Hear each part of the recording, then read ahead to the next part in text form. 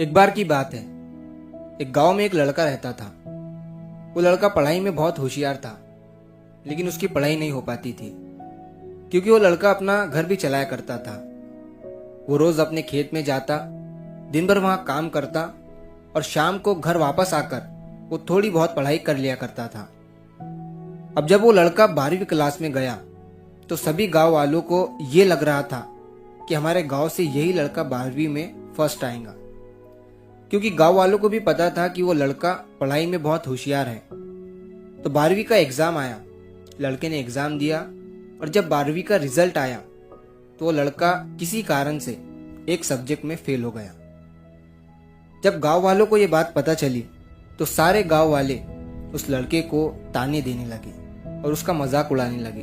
वो जब भी अपने घर से खेत की तरफ जाता तो उस रास्ते पर उसे जितने लोग मिलते वो सब उसे ताने देते रहते।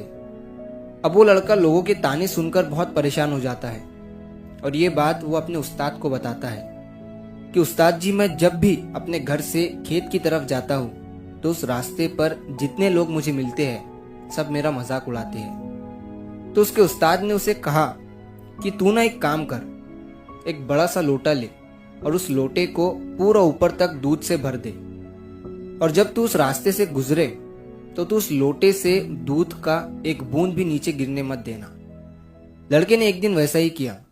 वो जब उस रास्ते से दूध का लोटा लेकर निकला तो उसका फोकस उस लोटे पर इतना था कि उसे लोगों की आवाज ही सुनाई नहीं दी। वो इतने ध्यान से उस लोटे को लेकर चल रहा था कि उस लोटे से दूध का एक भी कतरा नीचे ना गिरे। इसकी वजह से उसे लोगों के तानों की आवाज सुनाई ही नहीं दी।